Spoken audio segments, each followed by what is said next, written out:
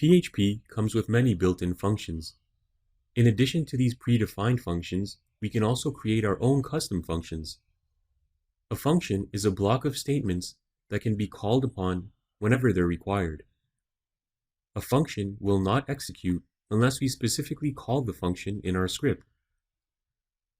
The syntax for a function starts with the word function, followed by the function name. We can place the function statements inside the open and close curly braces. The function name can start with a letter or an underscore, but not a number. Function names are not case sensitive.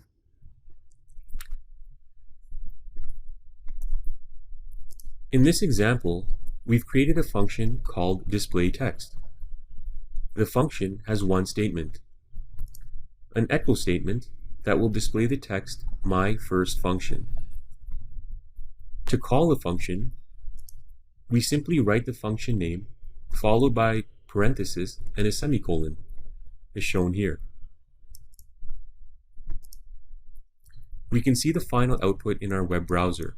The text my first function is displayed.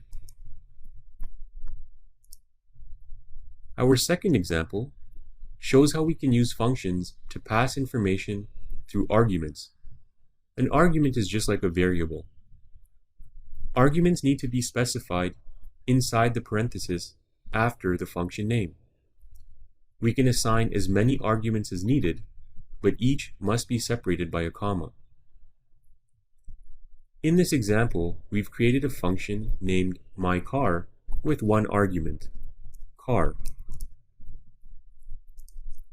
The function has one statement, an echo statement that outputs the value of the argument car. The value of the argument is derived when we call the function. After the function name, we pass along a value to the argument. Here, we've called the function 3 times, each time with a different value assigned to the variable car, Volvo, BMW, and Honda.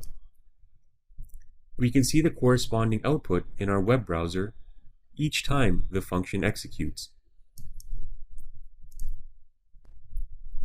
We can easily add a second argument to our function.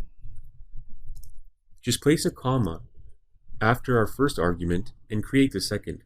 We'll call this one color. Remember that we'll have to modify our echo statement to output the value assigned to color. The values will come from when the function is called. So we'll create values to assign to our new argument.